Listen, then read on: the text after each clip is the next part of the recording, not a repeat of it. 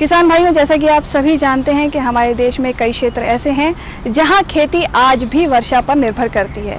ऐसा ही एक क्षेत्र है बुंदेलखंड, जो एक बार फिर पानी की समस्या से जूझ रहा है। यहां पर घटते हुए जल स्तर के कारण खेती व पशुओं की स्थिति काफ़ी गंभीर बनी हुई है। इस कठिन परिस्थिति से निपटने के लिए झांसी स्थित राष्ट्रीय कृषि वानिकी अनुसंधान केंद्र एक परियोजना पर कार्य कर रहा है। आइए लेते हैं विस्तार से जानकारी।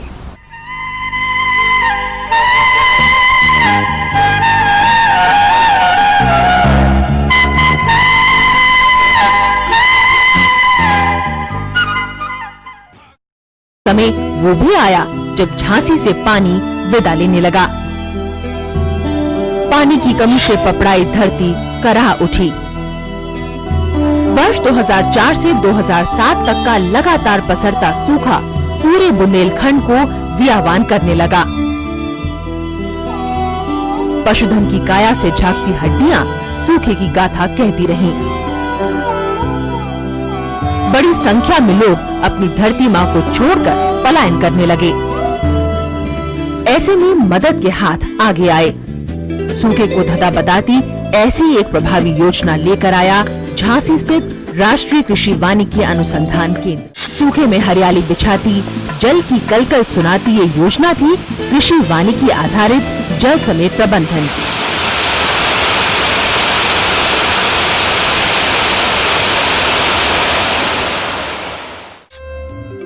आंकड़ों की भाषा देखी जाए तो देश की कुल कृषि योग्य भूमि का मात्र 30% भाग ऐसा है जहां सिंचाई के लिए जल उपलब्ध है। बाकी 70% भाग में सिंचाई का काम करते हैं बाढ़।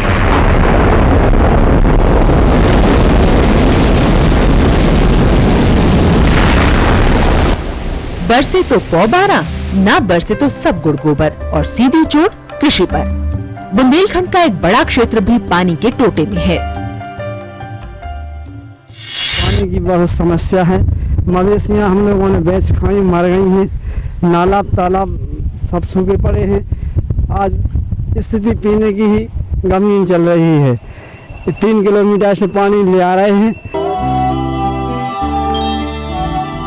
इस दर्द को समझते हुए ही राष्ट्रीय कृषि वानिकी केंद्र ने टीकमगढ़ जिले की निवाड़ी तहसील के गढ़कुंडार डाबर क्षेत्र को जल समेत प्रबंधन के लिए बतौर उदाहरण चुना। इस जल समेत का कुल क्षेत्रफल 850 हेक्टेयर है, जिसमें 296 हेक्टेयर कृषि, 463 हेक्टेयर वन भूमि है और शेष आवासीय नाला एवं गौचर है। जल समेत पूरी तरह वर्षा आधारित है।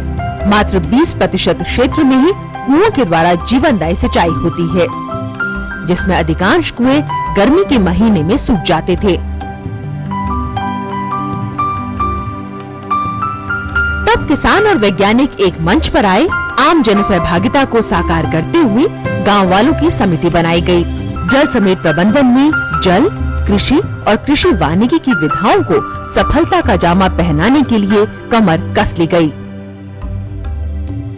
बुजुर्गों और युवाओं ने सपनों को साकार किया और बड़े नालों पर चेक डैम बनाकर कुदरत की देन में यानी वर्षा जल को भंडारित कर दिखाया।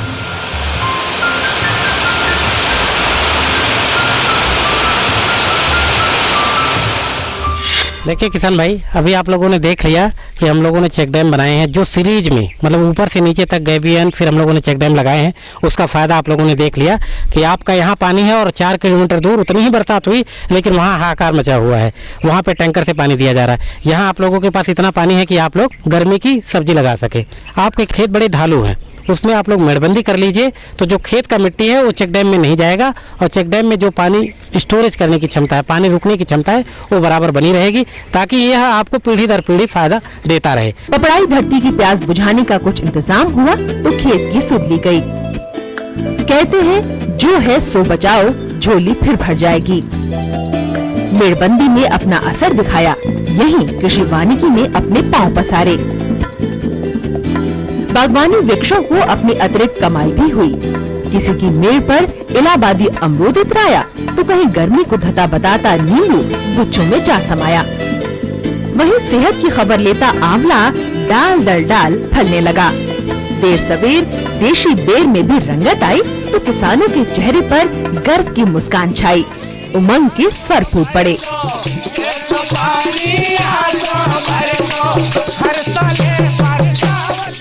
बात यही नहीं थमी, लखटकिया किसानों ने लाख की खेती भी अपनाई।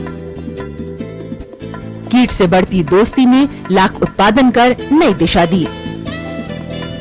यही नहीं, गेहूं, सरसों, मक्का और दलहन जैसी फसलें लहलहाई तो वहीं भिंडी, शिमला मिर्च, प्याज, हरा धनिया आदि सब्जियों को पेड़ों के साए में उगा अतिरिक्त आय भी ली। इसी श्रृंखला में कांटों भरे बबूल तो साथ ही घेर, करदई और पलाश ने प्राकृतिक गोंद में कृषि वानिकी के सहारे आय की प्रभावी दिशा दिखाई। मेहनत रंग लाई और कृषि वानिकी को नया रूप मिला। जब ये यहाँ वाटर सेट नहीं बने थे तब किसानों की यहाँ इतनी खराब दशा थी कि कुछ कहा नहीं जाता। पानी बरसात का बरसा और सीधा बेतवा में बहता चला गया, पानी का रुकाव नहीं होता था। और जब से कृषि वानिकी अनुसंधान केंद्र झांसी वाले आए, इन्होंने गांव-गांव में जनसंपर्क किया। गांव वालों की सलाह से ये 9 चेक डैम बनाए गए, 150 गैबियंस बनाए गए। उनकी वजह से बरसात का जल रुकने लगा, कुओं का जल स्तर ऊपर आ गया और जो बाहर किसान पलायन करते थे उनको यही खेती करने में ही वे 12 महीना लगे रहते हैं। पहले उसमें जो है 50,000 10 हेक्टेयर में लागत होती थी और 50,000 का प्रॉफिट मिलता था, क्योंकि वो जो है आखिरी पानी ना होने के कारण जो प्रॉफिट मिलना थी वो पानी की वजह से कम हो जाती थी। अब पानी पर्याप्त होने से 50,000 की लागत में 2 लाख की फायदा होती है। जो 50,000 लागत की निकाल दिए तो अभी 1.5 लाख रुपए की प्रॉफिट बनती है। जल समय प्रबंधन ने पूरे क्षेत्र में नया उत्साह भर दिया है। सूखे पड़े जल स्रोत फिर भरने लगे हैं, सूखी धरती पर हरी चादर बिछ गई है। जल की कलकल से खेतों में फिर फसल लहलहाई और उत्पादन पहले से ज्यादा बढ़ा। सरकार भी मददगार है, पीने का पानी और खेती से जुड़ी हर सहायता द्वार द्वार आ खड़ी हुई है। दिहाड़ी मजदूर किसान बन गया है। जन जन की भागीदारी के सहारे साझी लेखनी से लिखी गई सफलता की ये गाथा औरों के लिए आदर्श बन गई है।